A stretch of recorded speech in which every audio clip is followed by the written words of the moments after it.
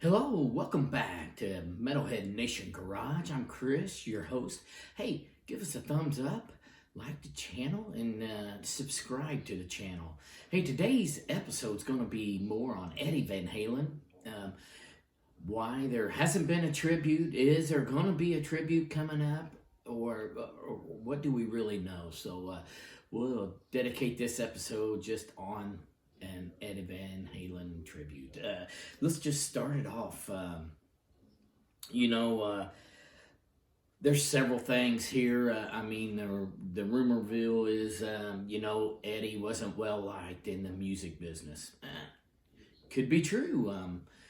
The only tribute he had from the music industry that I know of, and please leave comments on below if there's other music industries that have, but the Grammys did their tribute, but it really wasn't a tribute. I believe it was at the end of the show, towards the end of the show, and it just showed his guitar and a little bit of eruption playing in the background. And that's been it that I'm aware of. And, it just begs a question why, all right? Take the Foo Fighters, for instance. Taylor Hawkins, he had two big tribute concerts, one in London, right? And everybody attended. I mean, a lot of music stars came out. Even TV stars, Hollywood stars came out in London. And then they moved it to LA a week or two later. A lot of musicians came out, even more that attended that. The reason they said that, it went so well is that Taylor was really liked by the music industry, musicians, a lot of people. I mean, I think Dave, he even said that when he'd go check on Taylor or whatever, he was on the phone texting or he was chatting just to everybody from his family, friends, and musicians. So really had great relationships around the music industry and well liked. So get back to Eddie Van Halen. And, we can just look at things, his relationship early on with the original members, Dave. For one, they really never got along. I mean, you'll hear that in interviews from 78 to 2015, as Eddie said, here towards the end they wanted to make new music, but it didn't jive. Eddie liked rock and Dave liked dance music, so they really never got along. I mean, you can see that talking to Wolf, he says there's dysfunction in Van Halen, which I don't disagree. But as he stated too in interviews along the way, how his dad put everything out there, and that the fans or even the music industry people did not like what he had to say. Probably because that's not what they wanted to hear. But we could just go with that, the relationship with Dave. They both said that they didn't get along. Never have. Maybe that's why the music was so good. Maybe not. You speed along to where Dave left, and you bring in Sammy, and Sammy came in. First couple albums, first couple years, they hit it off great.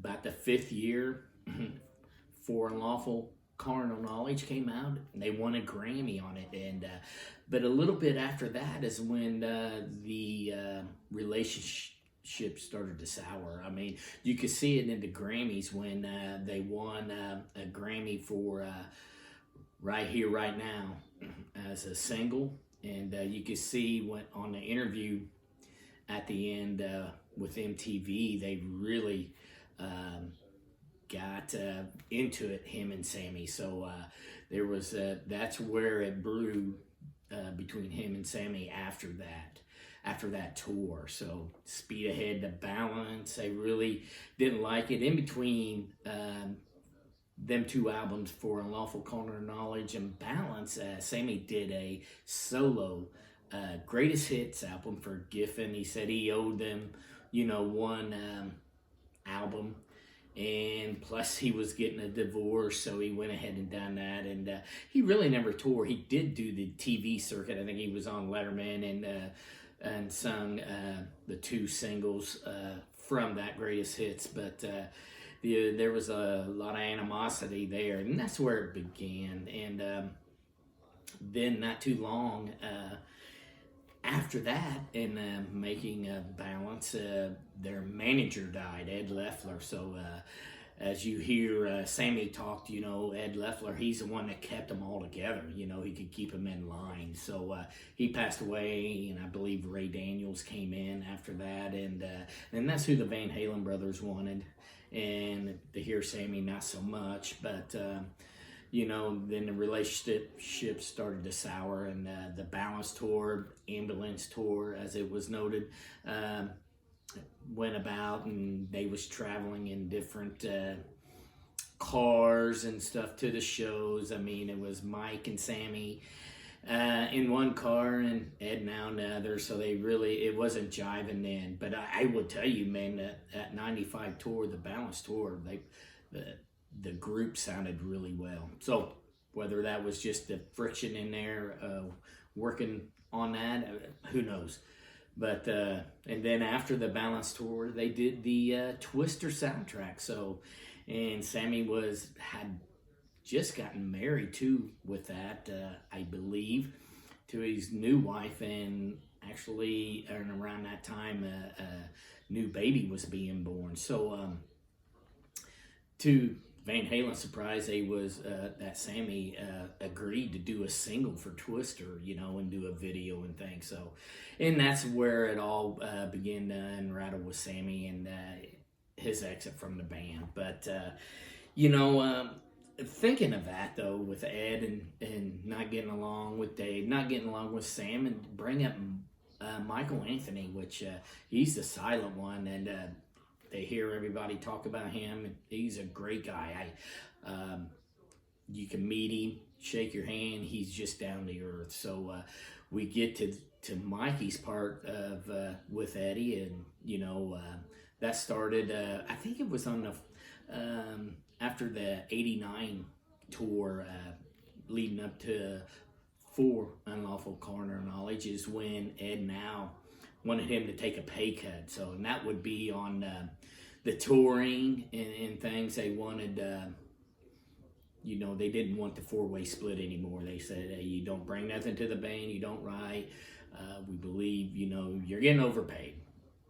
And so Sammy talked about that. They all had a meeting and stuff, and they voted on that. And Sammy voted to keep him paid the same as the other 4, and Ed Now didn't, and Mikey voted with Ed Now. But he said the reason why he done that is because Ed Now was just giving him so much